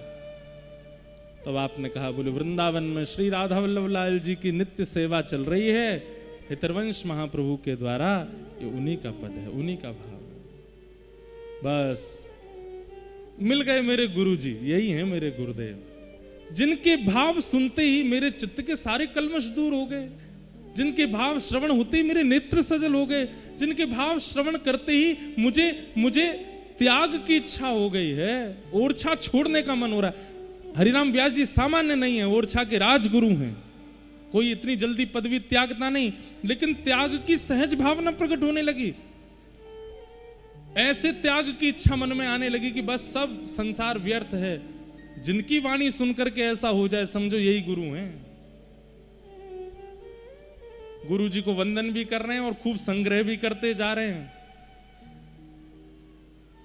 समझो, गुरु में तो गुरुत्व था, आप में शिष्यत्व नहीं आया अभी। छोड़ दिया सब कुछ, लेकिन 5 बैलगाड़ियां लेकर के गए जिनमें ग्रंथ थे और निकल पड़े वृंदावन को। अब गुरु जी मिल गए, अब जाऊंगा वृंदावन। सीधे राधा वल्लभ जी के मंदिर पहुंचे, श्री राधा वल्लभ लाल का दर्शन किया। बोलो राधा वल्लभ लाल की। हरिराम व्यास जी पहली बार आए हैं वृंदावन। श्री राधा वल्लभ जी को देखते ही मन में सहचरी भाव उत्पन्न होने लगा, क्योंकि विशाखा है। देख करके आनंदित हो गए। अपने सेवकों से कहा कि महाप्रभु जी कहाँ हैं, मुझे उनके दर्शन करने हैं। सेवक जन महाप्रभु जी के पास लेकर के गए। हितरवंश महाप्रभु ठाकुर जी के लिए कुछ सामग्री सिद्ध कर रहे थे। व्यास जी ने जाकर के चरणों में प्रणाम किया। महाप्रभु जी ने व्यास जी को देखते ही सामग्री जो सिद्ध कर रहे थे वो नीचे पधरा दी, चूल्हा से उतार दिया। हरिराम व्यास जी बोले, आप ये मत कीजिए, आप प्रसादी बनाते रहिए, मैं कोई बीच में व्यवधान बन के नहीं आया हूं। महाप्रभु जी बोले, तुम्हारे चित्त में बड़ी अभिलाषाएं हैं और अभिलाषाओं की निवृत्ति मुझे मुख से करनी होगी और उसमें मन लगाना होगा, और मन एक बार में एक ही क्रिया करता है। मैं प्रसाद बनाते बनाते तुम्हारी जिज्ञासा का उत्तर नहीं दूंगा। ठाकुर जी की सेवा में इतनी चूक नहीं होनी चाहिए। देखिए, बात सुनिएगा बहुत ध्यान से। कई लोग होते हैं वो भगवत सेवा में दो काम एक साथ कर रहे हैं, ठाकुर जी की सेवा की प्रसादी भी बना रहे हैं और अपनी घर गृहस्थी को भी चला रहे हैं, बाहर जाकर के बच्चों को भी तैयार कर रहे हैं, पति को भी ये कर रहे हैं, फिर ठाकुर जी को भी कर रहे हैं। नहीं, महाप्रभु जी कहते हैं ये मन जब ठाकुर जी की सेवा में तो फिर वहीं लगे, उस समय कोई दूसरी क्रिया इस मन से ना हो। हरिराम व्यास जी को कह दिया कि आपकी बड़ी जिज्ञासाएं हैं और उनका उत्तर देने के लिए मुझे मन से देना पड़ो, मन अभी भोग में लगा है। तो व्यास जी ने कहा, बोले हाथ से भोग बनाते रहिए, मुख से मेरा उत्तर देते रहिए। बोले मन तो एक ही है ना, हाथ और मुख तो अलग है, मन तो एक जगह लगेगा। और तुमको उत्तर देने के लिए मन यदि प्रसाद से हटा तो ठाकुर जी स्वीकार नहीं करेंगे, सोचो। हरिराम व्यास जी बोले, मेरी सबरी जिज्ञासा पूरी है गई यही भाव से, मुझे सारे उत्तर मिल गए, अब मेरे को जिज्ञासा ही नहीं है। आपके चरणों में प्रणाम वंदन करूं, एक बहुत जरूरी काम है वो करके आऊं। बोले क्या? 5 बैलगाड़ियों में ग्रंथ रखे, पहले उनको जमुना जी में विराजमान कर आऊं, और सारे विजय पत्र, जितनी जगह विजय प्राप्त करी, सारे विजय पत्र और सबरे ग्रंथ जमुना जी में पधरा दिए। एक कोई आया, बोले भैया ये लोगों के काम आ जाएंगे पढ़ने के, इनको दे दो। महाप्रभु जी बोले, जब हमारा कल्याण नहीं हुआ तो किसी और का कैसे होगा, इनको तो जमुना जी में विराजमान रहने दो। अपनी कल्याण अपनी गति तो श्री वृंदावन से ही होगी। और जो सब कुछ त्याग दे, परिवार त्यागा, अपने ऊपर जो मान प्रतिष्ठा भाव थे सब त्याग दिया, और श्री महाप्रभु जी के अनुगत्य में आकर के श्री हरिराम व्यास जी महाराज वृंदावन में विचरण करते हैं, नाचते हैं, गाते हैं, आनंद करते हैं। वृंदावन के रूख हमारे मात पिता गुरु बंधु। अब वृंदावन में ही वृक्षों को नाम दे दिया, जे वाले हमारे चाचा जी हैं, वो वाले हमारे फूफा जी हैं, ये हमारी बहन है, ये हमारो भैया है। वृंदावन के वृक्षों को ही बहन भैया परिवार मान लिया अपना, और रोज जब भी उनके आगे से निकलते हैं तो उनका स्पर्श करके हृदय लगा, चाचा जी ठीक हो आप? अगली बार, अरे बहन तूने जल्दी बड़ी है, जा एक और वृक्ष तेरे बगल में आ रहा है, युगल को ब्याह करा दूंगा। फिर ऐसे भाव रखते, और श्री वृंदावन रज के प्रति, वृक्ष वल्लरियों के प्रति और सब भावों के प्रति आपकी खूब रुचि। लेकिन ठाकुर जी इतनी सहजता से सब मिलने नहीं देते। आपका परिवार जो कि ओरछा में था वो परेशान हो गया, बोले व्यास जी कहां चले गए, ढूंढो इनको। और व्यास जी को ढूंढते हुए जब सब लोग वृंदावन आने लगे, पहले तो ब्राह्मणों को भेज दिया। ब्राह्मण जाकर के बोले, व्यास जी चलो ओरछा चलो। व्यास जी बोले, भैया ये वृंदावन ही मेरा परिवार है, यार छोड़ के मैं कहीं नहीं जाऊंगा। हरिराम व्यास जी ने बड़े अच्छे अच्छे पद गाए हैं। अब कई शब्दावली ऐसी हैं व्यास जी की, सुनकर के थोड़ी अटपटी लग सकती हैं, लेकिन सुन लो। वृंदावन तज जे सुख चाहत, तेई राक्षस प्रेत। बोले वृंदावन को छोड़ करके अन्यत्र कहीं अगर सुख कोई चाहता है तो वही राक्षस है। अब व्यास जी की वाणी है, व्यास दास के उर में बैठो, मोहन हंसी हंसी बेत। व्यास जी कह रहे हैं, बोले मैं नहीं बोल रहा हूं, मेरे चित्त में बैठे ठाकुर जी बोल रहे हैं ये बात। क्या? कि वृंदावन तज जो सुख चाहत, ते ही राक्षस प्रेत। मैं वृंदावन नहीं छोड़ूंगा। अखंड व्रजवास धारण कर लिया श्री हरिराम व्यास जी ने। मधुकर शाह इनके शिष्य थे, उन्होंने सैनिक भेजे, बोले तुम लोग जाओ हरिराम व्यास जी को लेकर के आओ। लेकिन व्यास जी तब भी नहीं गए। अंत में मधुकर शाह बोला मैं ही जाता हूं, और मधुकर शाह अपने समस्त सेना के साथ वृंदावन आया। लेकिन बड़े चतुर थे मधुकर शाह, बोले व्यास जी से बात करने जाऊंगा तो उनसे तो जीत नहीं सकता मैं। वो हरिवंश महाप्रभु के पास गए और मधुकर शाह ने जाकर के कहा, बोले महाप्रभु जी आप व्यास जी को आज्ञा दीजिए कि वो ओरछा चले जाएं।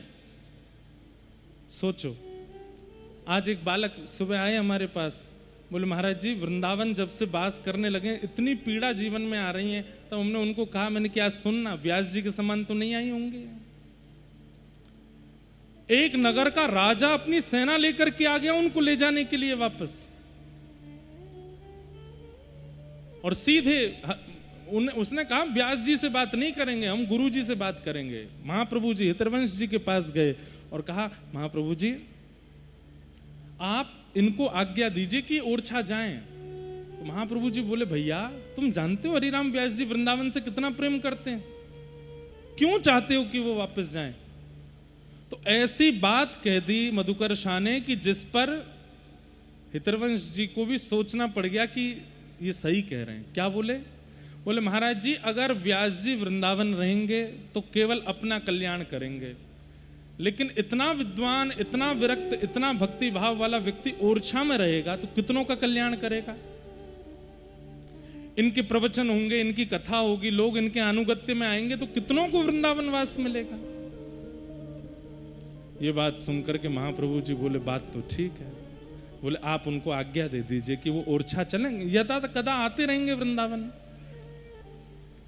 तो महाप्रभु जी ने मन बना लिया कि ठीक है आज हम व्यास जी को आज्ञा कर देंगे कि तुम वृंदावन से चले जाओ। ये बात चल रही थी राधा वल्लभ जी के प्रांगण में, और श्री व्यास जी थे निधिवन राज में स्वामी जी के पास। व्यास जी का नियम था वो नित्य स्वामी जी के पास जाते थे, और वहां श्री बिहारी जी का दर्शन करना, स्वामी जी के अनुगत्य में बैठ करके खूब पद की रचनाएं सुनाना, स्वामी जी के भाव श्रवण, रसिक रसिक मिलकर के आनंद करते। स्वामी जी के प्रति बड़ी गुरु निष्ठा थी व्यास जी की। निधिवन में आनंद करने के बाद जैसे ही निकले, यहां पर महाप्रभु जी प्रतीक्षा करने की व्यास आवे तो मैं आज्ञा दूं कि भैया तुम ओरछा जाओ। और गुरु आज्ञा पर इतनी निष्ठा थी कि गुरु जी की आज्ञा को टालते नहीं थे व्यास जी। इतने में ही एक सेवक रास्ते में ही मिल गया। बोले व्यास जी आज राधा वल्लभ जी मत जाइयो। बोले क्यों? बोले मधुकर शाह ने आकर के गुरु जी से कह दिए महाप्रभु जी आपको आज्ञा देने वाले हैं कि आप ओरछा चले जाओ। ये सुनते ही धड़ाम से गिरे व्यास जी और ब्रज की रज में लिपट करके बोले मैंने क्या अपराध किया, हे वृंदावन मुझसे कैसा अपराध है गए। ब्राह्मण आए, सैनिक आए, राजा आए, मुकु कोई, लेकिन आज मेरे गुरुदेव आज्ञा करेंगे मुकु कि तू ब्रज से चलो जा।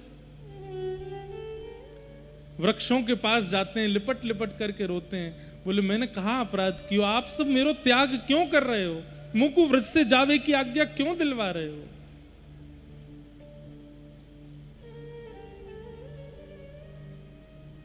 कहते हैं तभी किसी ने, व्यास जी की स्थिति ऐसी हो गई कि मुख से तो झाग से निकलने लगे, नेत्रों से अश्रुपात होने लगा, इतनी विरह अवस्था में आ गए, जगह जगह लेट जाते हैं, मानो वृंदावन को आलिंगन करने का मन करता है कि अब तो मुझे जाना पड़ेगा, गुरुदेव आज्ञा करेंगे। किसी ने जाकर के हितरवंश महाप्रभु से कहा महाप्रभु जी व्यास जी को बचा लीजिए। एक अटारी पर खड़े हैं महाप्रभु जी और देखते हैं यमुना के तट पर व्यास जी इतने व्याकुल विरह भाव से रो रहे हैं। कभी वृक्षों को पकड़ते हैं, कभी यमुना जी में कूदते हैं, कभी रज में लिपट जाते हैं। मैंने मोह मत छोड़ो, हे वृंदावन, हे श्री वृंदावन, मेरो त्याग मत करो। ये स्थिति जब देखी हरिराम व्यास जी की, महाप्रभु जी ने तुरंत मधुकर शाह को बुलाया, बोले इधर आओ। बोले देखो ये हरिराम व्यास है। अरे भैया व्यास यदि वृंदावन में रहता तो मैं आज्ञा दे देता कि तुम वृंदावन से चले जाओ, पर अब तो वृंदावन इनमें रहता है, अब कैसे आज्ञा दूं, अब तो वृंदावन इनमें विराजमान है। श्री हरिराम व्यास जी के शरीर में रक्त नहीं है, यमुना जी है। हरिराम व्यास जी के रों रों वृक्षवल्लरी बन चुके हैं। हरिराम व्यास जी के तन पर ये ये चमड़ी नहीं है, ये ब्रज की रज है। ये साक्षात चलते फिरते वृंदावन है। इनको वृंदावन से दूर कैसे करूं? अब तो उस स्थिति में हरिराम व्यास आ गए, अगर ये वृंदावन से गए तो राधा वल्लभ जी भी जाएंगे, बिहारी जी भी जाएंगे, राधा रमण जी भी जाएंगे। अब ये नहीं जा सकते। इसलिए मधुकर शाह, तुम अपनी सेना लेके वापस चले जाओ। हरिराम व्यास वृंदावन से नहीं जाएगा। क्या हमको वृंदावन ने ऐसे स्वीकार किया? हरिराम व्यास जी को स्वीकार किया, गिरिराज जी को भी स्वीकार किया। गिरिराज जी तो हैं ही वृंदावन में। हमारे यहां ऐसा कहें कि गिरिराज जी वृंदावन से बाहर ना जाए, और अगर कोई ले जाए तो ऐसी योजना बनती है कि वापस आना ही पड़ेगा गिरिराज जी को, यहां से दूर नहीं रहते। पूज्य महाराज जी निवेदन एक दिन सुना रहे चर्चा कि मध्य प्रदेश में पडरिया धाम, जहां पर महाराज जी पर कृपा भई ठाकुर जी की, जहां महाराज जी, अब महाराज जी सन्मुख विराज रहे हैं, कभी महाराज जी के अनुपस्थिति में कहीं और कोई क्रम होगा तब महाराज जी के चरित्र सुनाऊंगा, तब महाराज जी को भाव सुनाऊंगा। सन्मुख कहवे में तो संकोच महाराज जी को ही होएगा, लेकिन कैसे बिहारी जी ने आपको स्वीकार किया, वो भी एक भक्ति भाव वर्धन करने वाली वार्ता है। पडरिया धाम के ठाकुर जी तो मध्य प्रदेश को स्थान है, मैं गया हूं दर्शन करवे, बहुत सुंदर स्थान, और ऐसी सुंदर ब्रज की एक सुंदर निकुंज वहां विराजमान है। महाराज जी के मन में भाव आयो कि वृंदावन की एक कुंज को लेके जाएं, एक लता वहां विराजमान है जाए ठाकुर जी के स्थान पे। महाराज जी बोले हम बड़े निवेदन करके ले गए कि वृंदावन की किसी भी वस्तु को वृंदावन से दूर नहीं करना चाहिए, पर बड़े नियम से ले गए, बड़ी प्रार्थना करके ले गए, प्रणाम करके ले गए। लेकिन प्रथम जो वहां पर वृक्ष लगायो वृंदावन को, वो किसी कारण से सूख गयो। तो महाराज जी बोले हमको इतनी वेदना हुई कि भैया एक तो हम ब्रज की किसी वस्तु को ले आए, ऊपर से वो यहाँ पर फली फूली भी नहीं, हमसे अपराध बन गयो का। लेकिन बोले दोबारा प्रयास जब कियो तो वृक्ष ठाकुर जी के आंगन में बिल्कुल सन्मुख पधरायो, और बोले वो बिल्कुल ठाकुर जी जहां विराजे बिल्कुल सन्मुख ही वृक्ष, वृंदावन से गयो वृक्ष, वो अपने आप ही वहां लता जी ने स्वरूप धारण कर लिया, और आज इतनी विशाल स्वरूप में वो लता जी वहां विराज रही हैं, मानो जैसे ब्रज की लता ने वहां जाकर के ब्रज प्रकट कर दियो। ठाकुर जी बोले मैं देखता रहूंगा, मेरे सामने ही लगाओ। तो बिल्कुल ठाकुर जी के सन्मुख ही लता जी विराजमान है। भैया वृंदावन के लता हो, पत्र हो, पुष्प हो, वृक्ष हो, ये ब्रज छोड़ना नहीं चाहते, ये सब अखंड ब्रजवासी हैं। अरे हम तो कहें जो एक बार वृंदावन को भज ले और वृंदावन वा को स्वीकार कर ले, वो वृंदावन नहीं छोड़ना चाहता। महाप्रभु जी नहीं गए।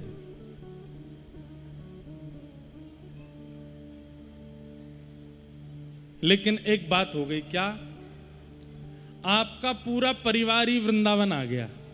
मधुकर शाह जी ने परिवार वालों से कही आप लोग यहाँ बैठे बैठे उनको बुला रहे हो, आप एक काम करो मैं वहीं घर बनवा दे रहे, वहीं चले जाओ।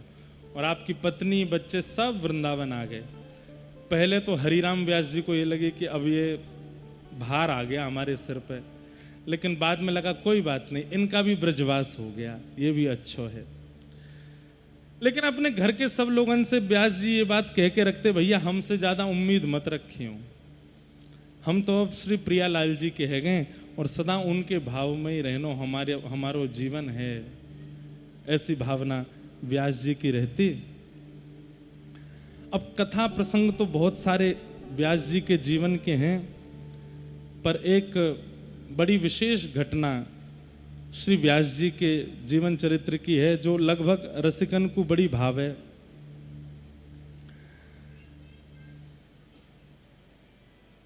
श्री गोपाल भट्ट गोस्वामी, उनके प्यारे श्री राधा रमण लाल जी, आज वैसे हम सोच के बैठे भोरी सखी जी के भी चरित्र पर कुछ कहेंगे, पर समय इतना है जाए और फिर एक एक रसिक के भाव थोड़े थोड़े विलग हैं, उनमें पूरा प्रवेश करने में आनंद आवे। भोरी सखी जिनका नाम श्री भोलादास जी, जो ज्यादा प्राचीन नहीं हुए, 80-90 वर्ष पहले ही वृंदावन आए थे वो पुरुष ही, लेकिन किशोरी जी ने उनको भोरी सखी कह करके पुकारा। हमारे हित वैष्णव संप्रदाय के आचार्य, बड़े सुंदर सुंदर पद हैं।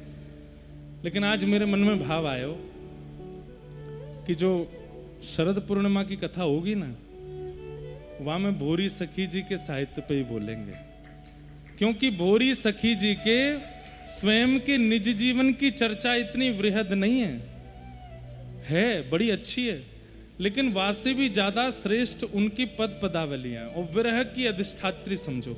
और बस नेक 100 कछु पवाए के प्यासो छोड़ दूं ताकि शरद पूर्णिमा तक आनंद आवे। भोरी सखी कौन है पता है? एक बार निकुंज में श्री जी मान कर रही हैं ठाकुर जी से, सब आचार्य चरण ठाकुर जी की परिकर हैं, भोरी सखी कौन है? तो श्री जी मान कर रहे हैं। सुनानो तो मुंह कोई पद हो, लेकिन भोरी सखी याद आ गई।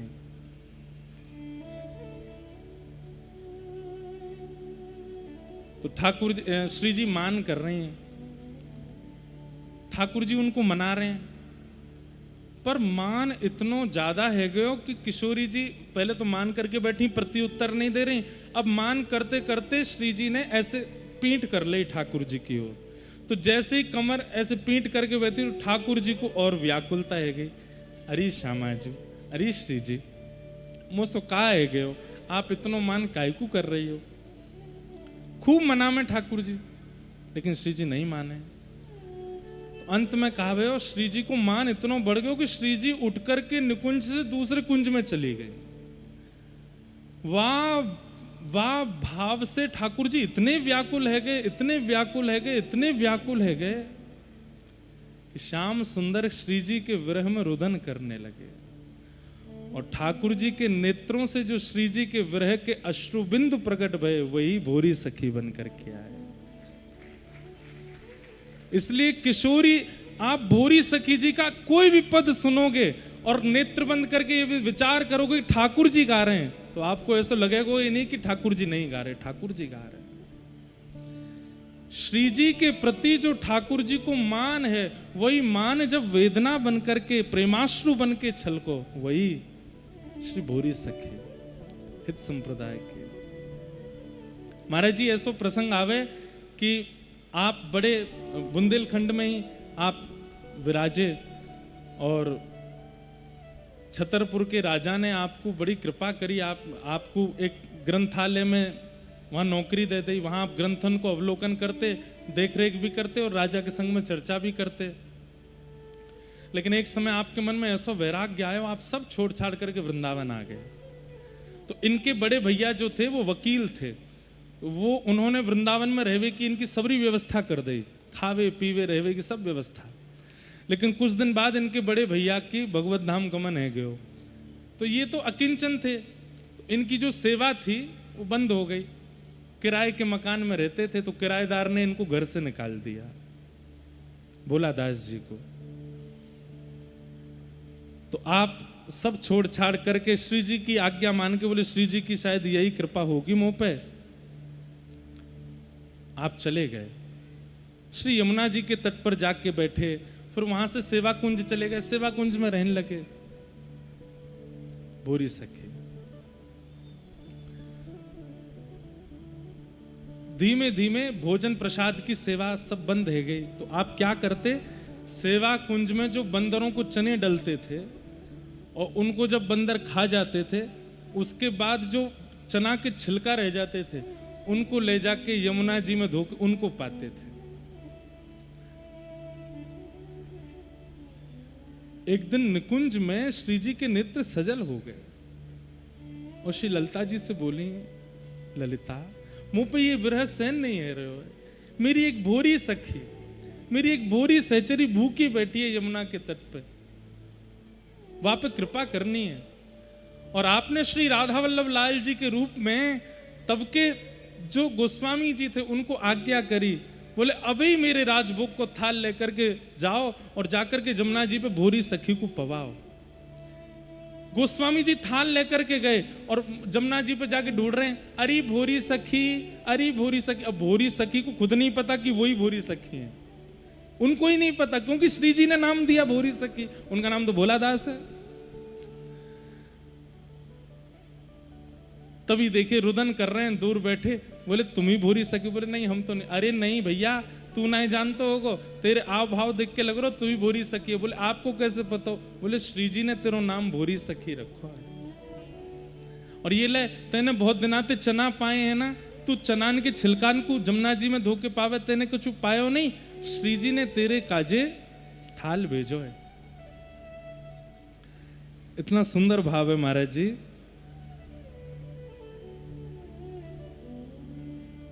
थाल देख करके आप पछाड़ खा के रोने लगे। बोले श्री जी ने थाल भेजो, अरे यहां से बढ़िया तो मुंह को अपने दर्शन करा देते, यहां से बढ़िया तो मुंह को स्वीकार कर लेते, यहां से बढ़िया तो मुंह को अपने सन्मुख खड़े हुए को अवसर दे देते। अरे भोजन मेरे लिए आवश्यक नहीं है, जल मेरे लिए आवश्यक नहीं है, उनको महाप्रसाद है, उनको अधरामृत है, याकू मैं शीश से लगाऊं, लेकिन किशोरी जी ने मेरे हृदय की वेदना क्यों नहीं पूछी? मेरी तो एक ही प्रार्थना है कि वो मुझे मिल जाए, मैं गलीन में पड़ो रहूं, मैं कुंज लतान के नीचे सोऊं, मैं बंदरन को उच्छिष्ट चना खाऊं, या से मेरी पीड़ा क्यों दिखी उनको, मेरे हृदय की पीड़ा क्यों नहीं दिखाई दी? इस बात से रोने लगे। तब भोरी जी कहती हैं, किन सिखाई तो ही दीन न पूछी, मोसी खीन मलीन न पूछे, कौन कही सब अब अलवेली, सब विधि सो बलहीन न पूछो, तुम नित केलि करो आनंद में, तेरत द्वार अधीन न पूछो, भजन भक्ति जब बतन बनत न जासो, यो पुरुषारत छीन न पूछो, हाँ मागत नित पीर विरह की, याचक ऐसी नवीन न पूछो, विलपत दीन दुखी भोरी सो, कस तब बदन मलिन न पूछो।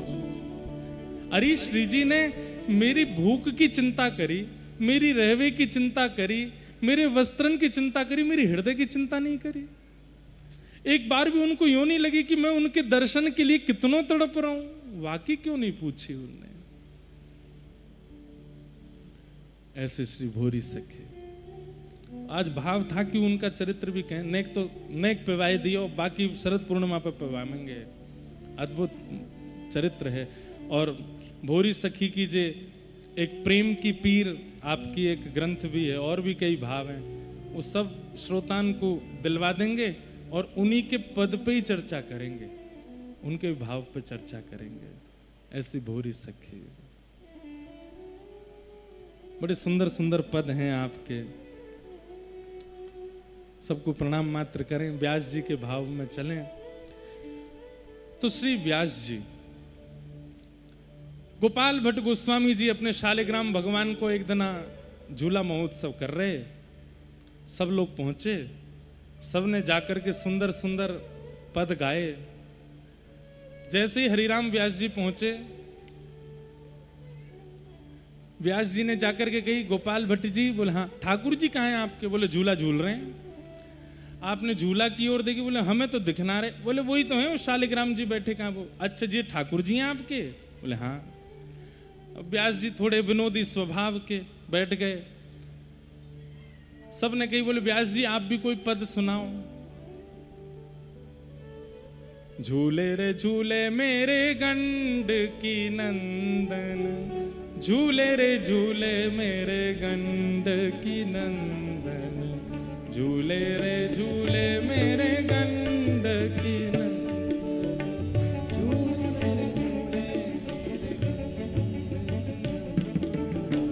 पहली चोट तो यहीं लग गई। गोपाल भट्ट गोस्वामी बोले यशोदा नंदन नहीं कही गई तुमसे, देवकी नंदन कह देते, यशोदा नंदन कह देते, ये गंडकी नंदन कौन सा शब्द है? व्यास जी बोले गंडकी नंदन नहीं है, शालिग्राम जी कहाँ प्रकट होते हैं? गंडकी में ही प्रकट होते, तो गंडकी नंदन।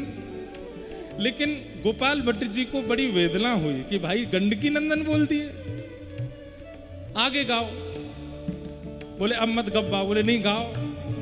व्यास जी बोले मानो भटा कढ़ी में बोरे, मानो भटा कढ़ी में बोरे, अंग लगायो चंदन झूले मेरे, झूले रे झूले मेरे गंडकी नंदन, झूले रे झूले मेरे गंडकी नंदन, झूले रे झूले मेरे।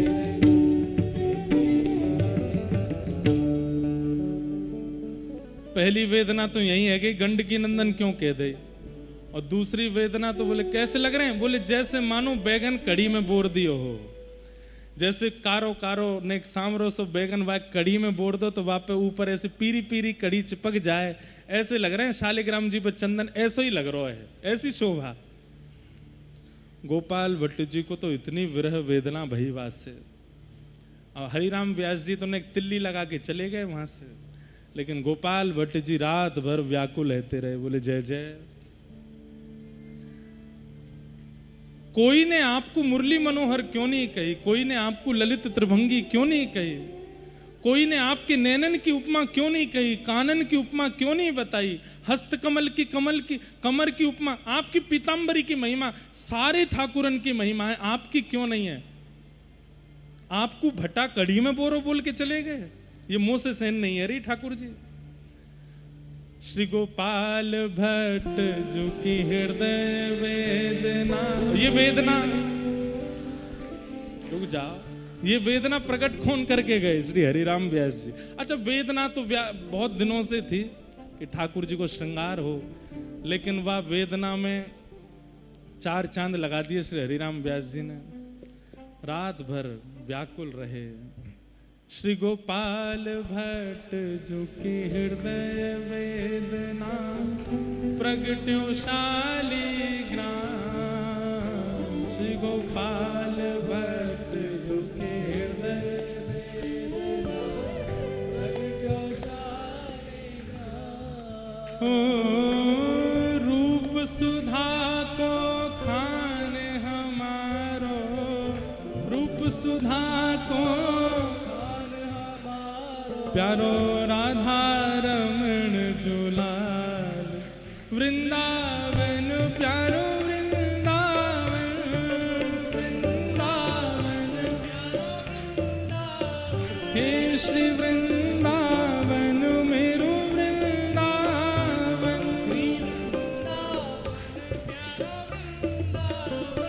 श्री राधा रमण लाल की। आहा महाराज, बुद्ध पूर्णिमा सुंदर श्री राधा रमण लाल जी प्रकट है गए, पूरे वृंदावन में हल्ला मच गया। बोले कहा भयो? बोले गोपाल भट्ट जी के ठाकुर जी शालिग्राम से प्रकट है गए।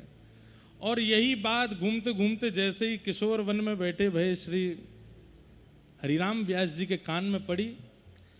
बोले हैं, अभी तो कछु दिना पहले मैंने पद गायो, उनके ठाकुर जी शालिग्राम से प्रकट है गए, देख के तो आऊं, दर्शन करवे जैसे गए। आहा, रूप सुधा के खान है राधा रमण जी, तो ऐसा सुंदर रूप देख करके ये तो व्याकुल है गए। चित्त में बड़े आनंद भी भयो, लेकिन व्याकुल भी है गए। क्यों? जय जय रूप सनातन को मिल गए, गोपाल भट्ट जी को मिल गए, हितवंश जी को मिल गए, स्वामी श्री हरदास जी को। अब मुंह पे कृपा कब करोगे? इतनी विरह वेदना में आ गए श्री जुगल किशोर जी, रुदन करने लगे, मुझे कब मिलोगे, कब मिलोगे, कब मिलोगे। एक दिन श्री जी आपके स्वप्न में आई और आकर के बोली, हे व्यास जी, आपने इतनों वृंदावन को रस गायो है, आपने इतने वृंदावन की भाव की उपमा बताई है, आप पर मैं बड़ी प्रसन्न हूं।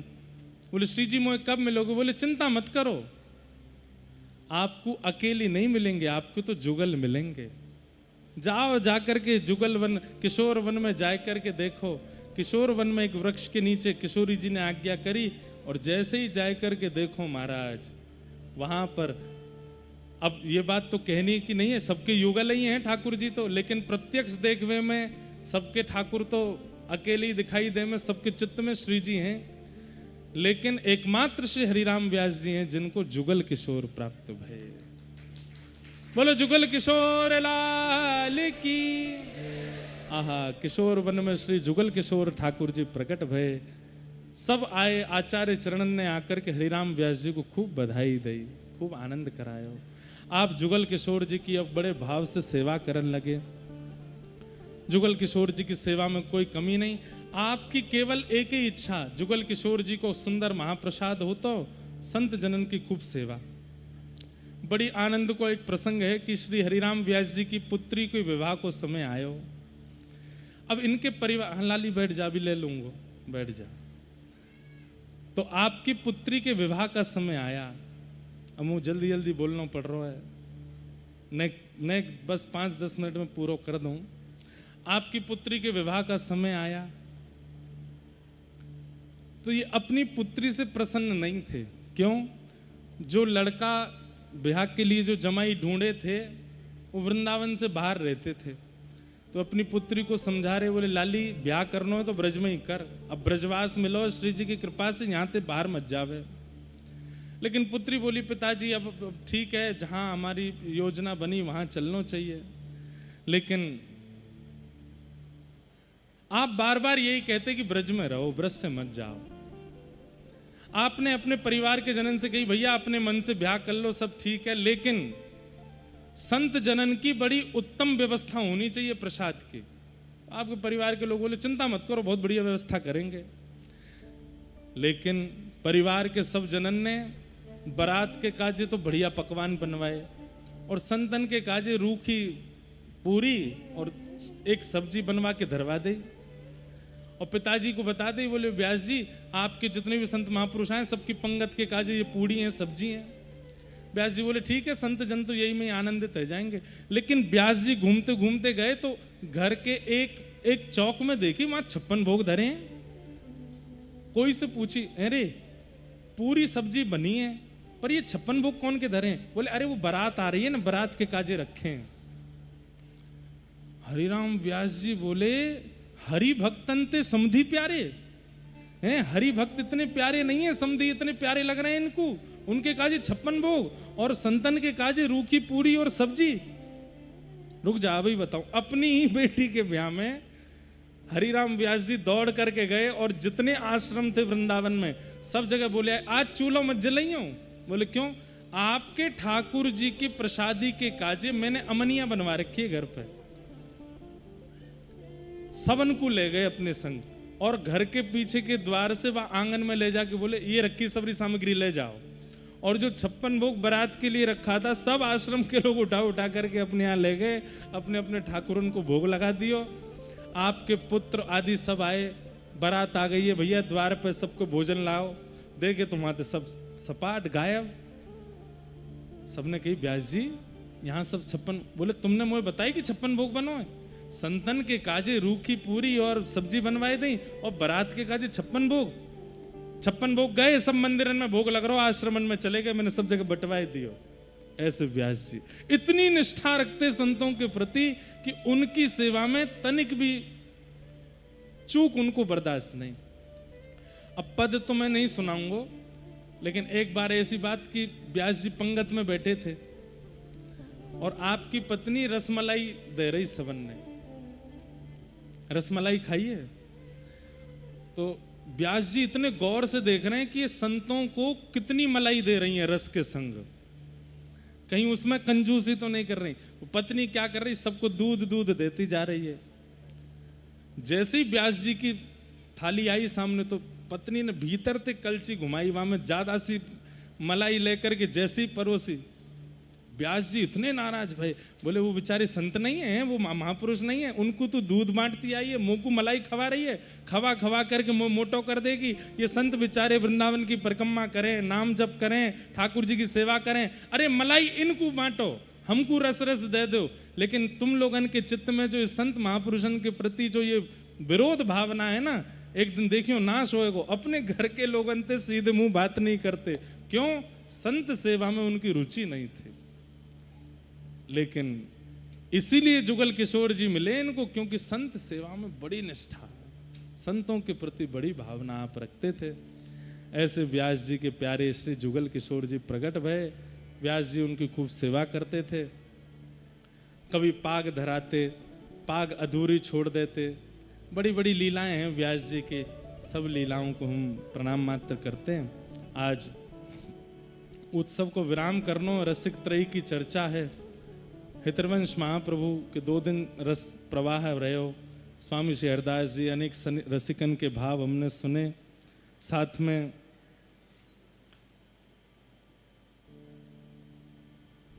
आज हरिराम व्यास जी और बोरी सखी जी को नेक भाव कयो है, सुनायो है सबन को।